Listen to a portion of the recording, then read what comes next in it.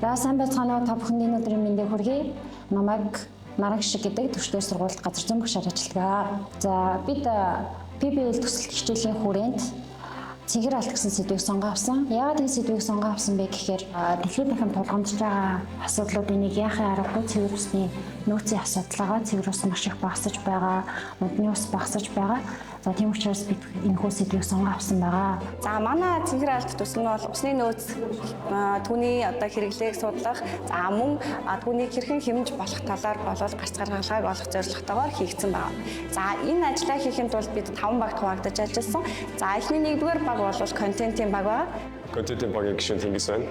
Яг энэ төслийн хүрээнд бид нар контентороо дамжуулан ер нь яг энэ усыг хайрлах гэдэг тал дээр арай нэг өөр нэг жоохон сөрөг талаар нь харуулсан ч гэсэн яг энэчнээс яг энэ бидний 4 минут багтаасан энэ зүйлийг үзээд хүн энэчнээс ямар тач нэг юм ингээд ойлгоод гарна, нэг юм бодоод гарах нэг тиймэрхүү зорилготойгоор хийсэн байгаа.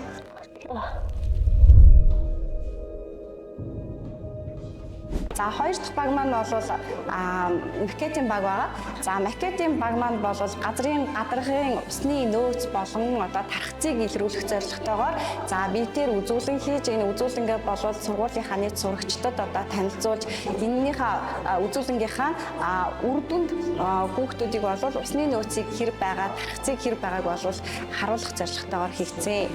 Дэлхийн физик газар зүйн зургийг өөрсдийнхөө төслийн одоо утга учиртай буюу устай нийлүүлж 3D хэлбэрт гаргах бол бидний хамгийн том зорилго байсан.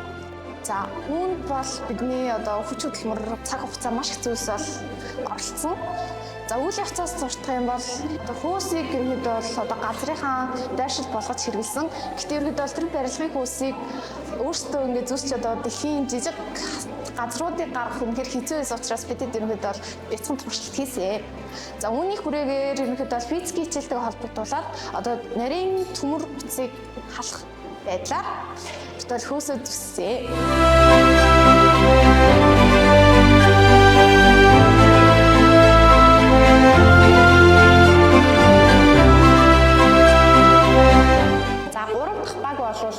Бодлогын баг байгаа. За бодлогын багийн хийсэн ажил нь болвол тухайн одоо онлын газар зүйн хичээлийнхаа онлын мэдлэг дээр тулгуурлан томоохон одоо онл болон газрын зургийг ашиглан томоохон гол мөргнүүдийг судалсан байгаа.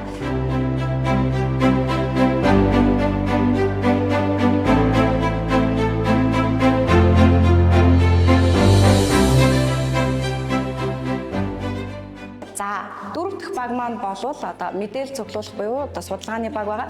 Миний би энэ хүү PBL төслийн мэдээлэл цуглуулах багыг ахалж ажилласан байгаа. За тэгээ манай баг энэ хүрээнд болохоор Монгол орны усны хэрэглээ болон усны нөөцийг судлахаас гадна за энэ судалсан дээрээ тулгуурлан бид нэр Австри улстай харьцуулж за ингээд усаа яавал илүү олон жил илүү одоо үр ашигтайгаар хэрэглэж болох талаар бид нэр шийдэл олохыг зорьсон байгаа. За тэгээд энэ төсөл дээр ажиллах одоо нэг 10 хоногийн хугацаанд багийнхантайгаа аягүй сайн харилцаа холбоо тогтоож багш нартайгаа илүү дотн болцгоосон. За мөн багаар ажиллах чадвараа сайжруулсан байгаа. За үүнээс гадна хэрхэн одоо PPT-гээ илүү гоё баялаг болгох вэ? Үүнийхээ зэрэгцээ бид нэр болохоор хэлнийхээ мэдлэгийг бас дээшлүүлсэн байгаа. Тэгээд хэдэн жилийн турштай магадгүй 20 жилийн дараа ч гэсэн дурсагдахаар айгүй тийм сайхан дурсамжийг бүтээж чадсан.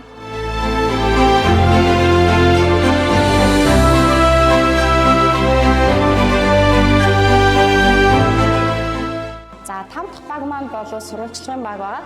Манай багийн хүрээнд парк болон байрны дундуур мөн ах тувшин угаалгын газар, гэр орол гэх мэт газруудаар сурвалжлага авсан байгаа. Сурвалжлагын хүрээнд болохоор усаа хэрхэн хайрлах, усны хамсдад орсон талаарх асуултуудыг асууж хүмүүсээс мэдээллийг цуглуулсан байгаа. Танайхаа өрхийн хэрэглээндээ өдөрт дунджаар хэдэн литр ус зарцуулдаг вэ? Бараг 5 литр зарцуулдаг хаа. За ингээд энэ судалгааны үр дүнд үндэслээд бид нар бол Монголд ер нь энэ усны нөөцийг хэрхэн хэмнэх талаар ямар мэдлэгтэй байгаа, ер нь энэ талаар ямар арга хэмжээ ер нь авж байгаа, за мөн та бүхэн ямар арга хэмжээ аваасаа гэж хүсэж байна гэдэг чиглэлээр бол асуултаа чиглүүлж сурвалжлага авсан байгаа.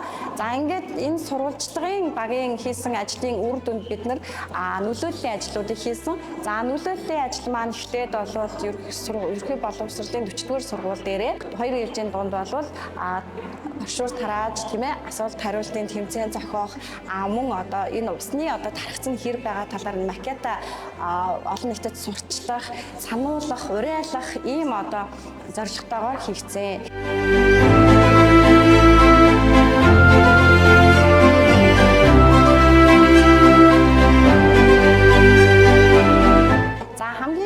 Хийсэн одоо энэ ажлуудынхаа үр дүнд бид нэр одоо дараах үр дүнг бол олж харлаа. За хүүхдүүд маань усны хэрэглээг, саарл усны хэрэглээ гэдэг зүйлүүдийг илрүүллээ, хэрэглэх ёстой юм байна гэдгээ мэдлээ. Харин энэнийхээ үр дүнд сургууль дээр бид нар ямар арга хэмжээ авч болох вэ, тийм ээ? За тэгээд энэ асуудлаар судасны үндсэн дээр дараах ажлыг хийсэн.